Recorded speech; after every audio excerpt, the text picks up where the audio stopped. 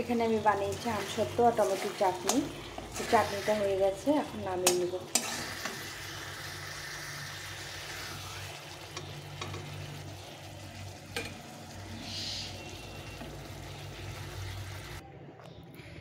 এই টমেটো আমসত্ত্ব কিশমিশ দিয়ে চাটনি করেছি।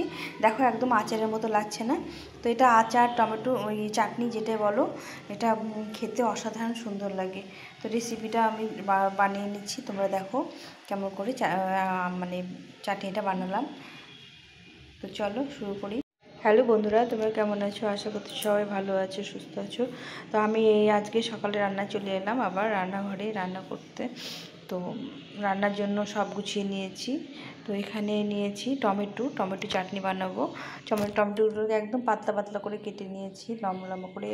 এরকম কেটে নিলে টমেটোটা তাড়াতাড়ি নরম হয়ে যায়, মানে সেদ্ধ হয় ভালো। আর এখানে নিয়েছি কিছুটা কিশমিশ নিয়েছি, এটা কালো কিশমিশ। আর এখানে হচ্ছে বাড়িতে দিয়েছি আমসত্ত্ব, সেই আমসত্ত্ব নিয়েছি। আর এখানে গুড় নিয়েছি। তো এই সব দিয়ে চাটনি বানাবো। এই চাটনিটা একদম সুন্দর হয়, আচারের মতো খেতে হয়।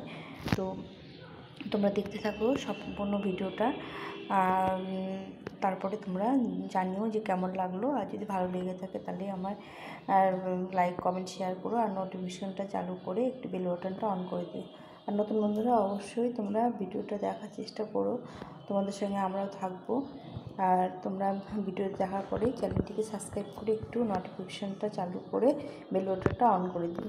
তো চলো রান্নাটা শুরু করে দিই। আমি তেল বসিয়ে দিয়ে এসেছি।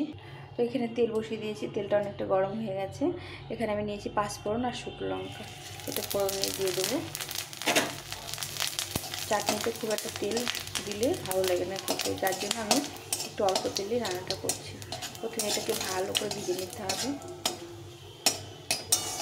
এই মৌরি আর পাঁচফোড়নের যে মৌরি মেথি যে গন্ধটা, এটা আচারের জন্য খুব ভালো লাগে আচারে। তো এখানে আমি গরম করে নিয়েছি। এখন আমি এইগুলো টমেটোগুলো দিয়ে দেবো। এভাবে টমেটোর চাটনি খেতে ভীষণ ভালো লাগে। খেজুর, কাজু, কিশমিশ। তো আজকে আমি কাজু দিইনি, শুধু কিশমিশ দিয়েছি। তো টমেটোটা আমি একটু ভালো করে ভেজে নিলাম, তাহলে কাঁচা গন্ধটা লাগে না। খুব ভালো এরকম করে ভেজে নিলে ভালো হয়, খেতেও ভালো হয় আর কাঁচা গন্ধটা থাকে না। এখন আমি এর মধ্যে দিয়ে দেবো স্বাদ মতো লবণ। লবণ খুব একটা বেশি দিলে ভালো লাগবে না, খাড়া লাগবে। তো এই পরিমাণ মতো লবণ দিয়ে দিলাম, আর হলুদ দিয়ে এটাকে আবার একটু নেড়ে করে ভেজে নিতে হবে। এখন সেদ্ধ হয়ে যাবে অনেকটা।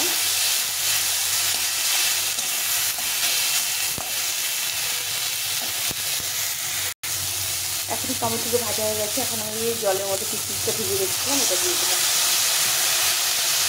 আর এই যে এটা আমসত্ত্বটাও দিয়ে দিলাম।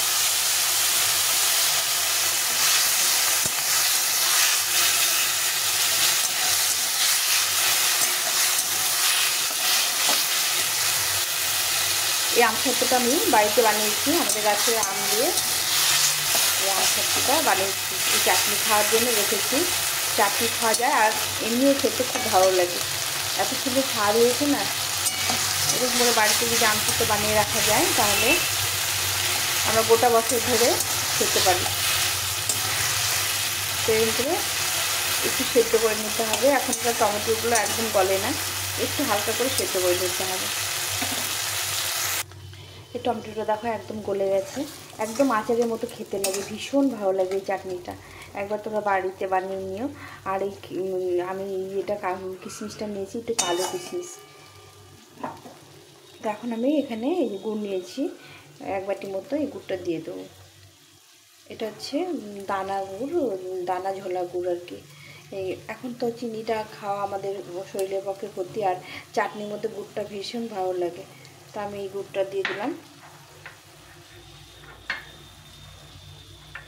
একটু বেশি পরিমাণে গুড় দিলে টেস্টটা ভালো হয়, তাই আমি এখানে গুড় দিয়ে দিলাম। এখন এটাকে ভালো করে রান্না করে নিতে হবে। কালারটা কত সুন্দর এসছে, একদম আচারের মতো খেতে লাগে। ভালো করে এটাকে জাল দিয়ে নিতে হবে।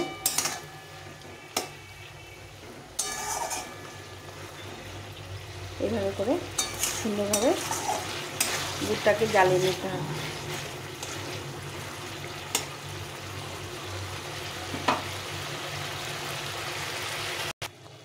চাটনিটা হয়ে এসছে, দেখো কত সুন্দর কালার হয়েছে। এটা খেতেও অসম্ভব সুন্দর লাগে।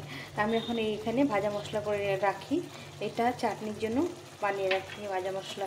এখানে পাঁচফোড়ন আছে, জিরে, ধনে, তার সাথে শুকনো লঙ্কা আর পাঁচফোড়ন দিয়ে এটা ভেজে গুঁড়ো করে রেখেছি। তো এটা আমার চাটনিটা হয়ে গেছে। তো বন্ধুরা, তোমাদের কেমন লাগলো অবশ্যই কমেন্ট করে জানিও। আর যদি ভালো লেগে থাকে তাহলে লাইক, কমেন্ট, শেয়ার করবে, পাশে থেকো। আমার চাটনিটা হয়ে গেছে, এখন নামিয়ে দেব। এই চাটনিটা হয়ে গেছে, এখন নামিয়ে দেব। গ্যাসটা বন্ধ করে এটা নামিয়ে দেবো। মশলা দেওয়ার পরে আর এটা বেশিক্ষণ গ্যাসে না রাখাই ভালো। তো এটা দেখো কত সুন্দর হয়েছে, একদম মনে হচ্ছে আচারের মতো খেতে হয়েছে না? খুব ভালো লাগে খেতে এইভাবে চাটনি করলে। তোমরা একবার বানিয়ে খেও আর কমেন্ট করে জানিও কেমন লাগলো। আর আমি এখন এখানে রাখছি, তোমরা ভালো থেকো, সুস্থ থেকো, টাটা।